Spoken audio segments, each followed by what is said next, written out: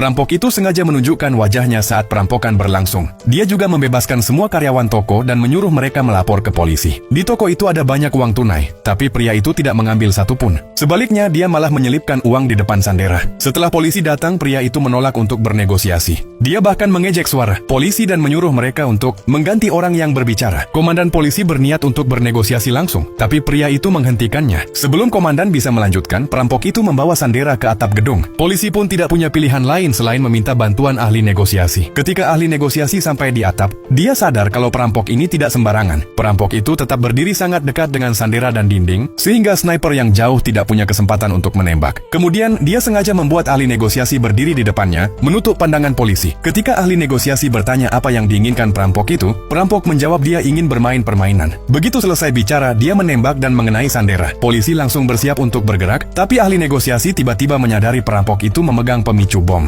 Ternyata, perampok itu sudah menaruh banyak bom di atap. Dia mengatakan semua orang akan mati jika dia menekan tombolnya. Ahli negosiasi curiga kalau bom itu palsu. Dia ingin mencoba menguji perampok itu, tapi komandan polisi langsung menghentikannya. Dia memerintahkan agar ahli negosiasi tidak bertindak sembarangan. Sementara ahli negosiasi merasa tak berdaya, perampok itu memanfaatkan kesempatan dan melarikan diri lewat saluran ventilasi. Baru setelah itu, semua orang sadar kalau darah yang ada di tubuh Sandera ternyata cuma cat. Uang yang diberikan perampok itu memang supaya Sandera mau bekerja sama. Bahkan bom di atap itu ternyata cuma kotak kue biasa. Perampok itu benar-benar berhasil memperdaya semua polisi. Saat itu, perampok sudah sampai di toilet. Dia mengeluarkan pakaian yang sudah disiapkan dan menyamar jadi petugas operasi khusus. Dia mendekati polisi dengan sengaja, sampai seorang petugas merasa ada yang aneh. Perampok itu langsung menyerang tanpa ragu dan membuat petugas tersebut pingsan. Setelah petugas itu sadar, dia langsung melapor ke komandan. Begitu tahu kalau perampok itu menyamar jadi anggota pasukan khusus, mereka langsung meluncurkan pencarian. Namun, mereka tidak tahu kalau perampok itu sudah ganti penyamaran lagi. Dia keluar dengan bebas sebagai polisi biasa. Ahli negosiasi yang berpengalaman merasa ada yang tidak beres. Dia pergi sendirian ke sekitar gedung dan mulai mengamati. Tanpa diduga, dia melihat ada taksi yang sedang menunggu di dekat sana. Hal ini langsung menimbulkan kecurigaannya, jadi dia sengaja menyamar jadi sopir taksi. Tidak lama kemudian, perampok itu masuk ke taksi. Tak lama setelah taksi mulai berjalan, perampok itu juga merasa ada yang tidak beres. Begitu dia sadar kalau sopir taksi itu adalah ahli negosiasi yang sama, perampok itu kembali menawarkan permainan. Dia bilang kalau ahli negosiasi bisa mengantar taksi ke kantor polisi dengan selamat, maka dia yang akan menang. Perampok itu kemudian mengeluarkan pistol dan mengarahkannya ke pejalan kaki di luar. Dia menarik pelatuknya dan menembak kotak kardus yang dibawa seorang pejalan kaki. Adegan itu membuat ahli negosiasi kaget. Perampok terus menembak. Semakin banyak orang yang ketakutan. Akhirnya, dia bahkan menutup matanya dan siap menembak lagi demi keselamatan orang banyak. Ahli negosiasi tidak punya pilihan selain menginjak rem dan menghentikan taksi. Tapi, saat dia menoleh ke belakang, dia baru sadar kalau perampok itu sudah menghilang.